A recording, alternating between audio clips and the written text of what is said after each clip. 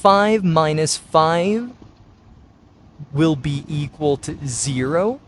So 5, 0 divided by 5.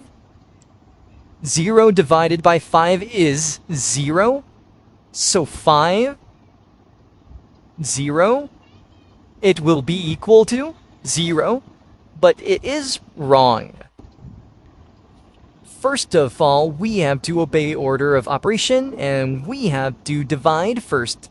So 5 divided by 5 will be equal to 1. And 5